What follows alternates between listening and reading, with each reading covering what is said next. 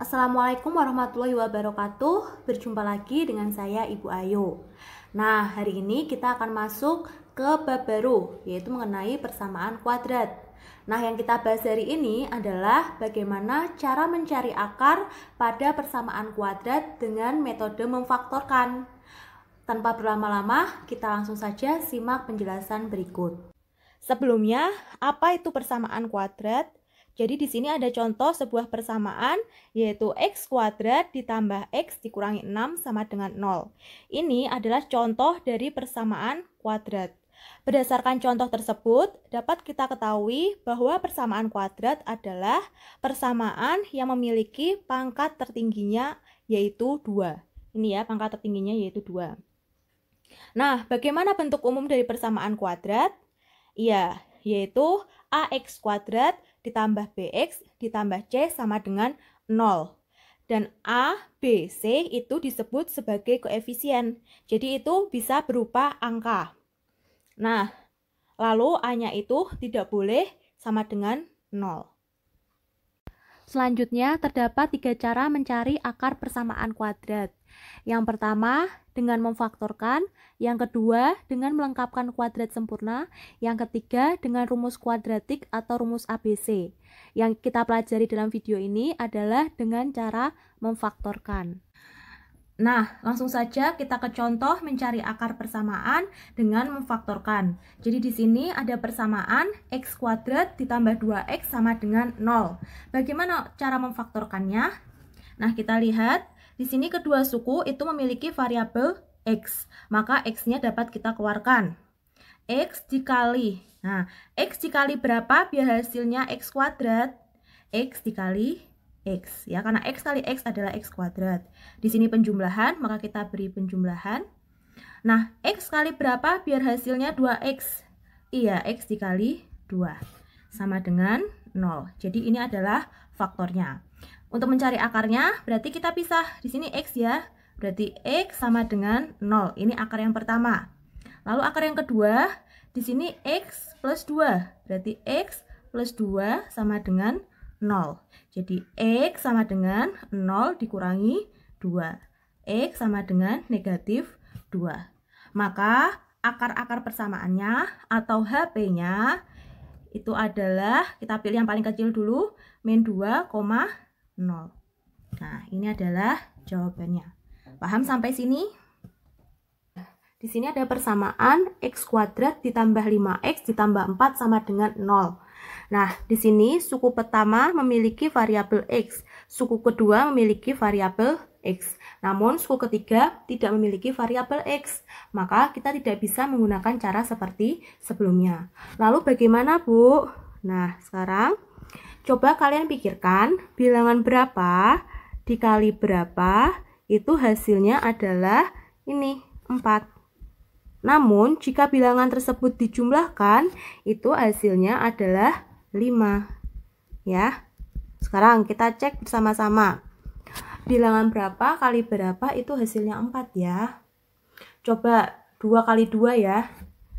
Kita cek 2 dikali 2 itu hasilnya memang 4. Betul. Namun kita jumlahkan, apakah hasilnya 5? 2 ditambah 2 ternyata hasilnya 4.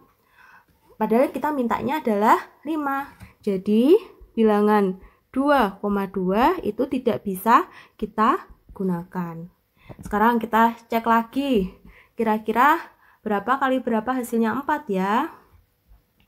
Oh, iya, 1 sama 4. Jadi kita cek 1 dikali 4 itu hasilnya adalah 4. Tapi kita jumlahkan dulu. 1 ditambah 4, oh ternyata hasilnya 5. Berarti kita sudah nemu nih. Bilangannya adalah 1 dan 4. Jadi kita gunakan 1 dan 4 sebagai faktornya ya. Jadi kita tulis di sini menjadi x, karena di sini satunya adalah positif. Jadi kita tulis x plus 1 dikali x. Di sini 4-nya positif, berarti x plus 4 sama dengan 0. Lalu kita pecah. X plus 1 sama dengan 0. Jadi x sama dengan 0 dikurangi 1. X sama dengan negatif 1. Di sini ada X plus 4 sama dengan 0. Jadi X sama dengan 0 dikurangi 4. X sama dengan negatif 4. Jadi akar-akar persamaannya atau HP-nya itu adalah HP sama dengan pakai kurung kurawal. Kita tulis dari yang paling kecil dulu, yaitu negatif 4, negatif 1. Paham sampai sini? Paham ya? Contoh ketiga, di sini ada persamaan x kuadrat dikurangi 8x ditambah 15 sama dengan 0. Di sini suku pertama memiliki variabel x, suku kedua memiliki variabel x, namun suku ketiga tidak memiliki variabel x. Sehingga kita coba kerjakan seperti contoh kedua.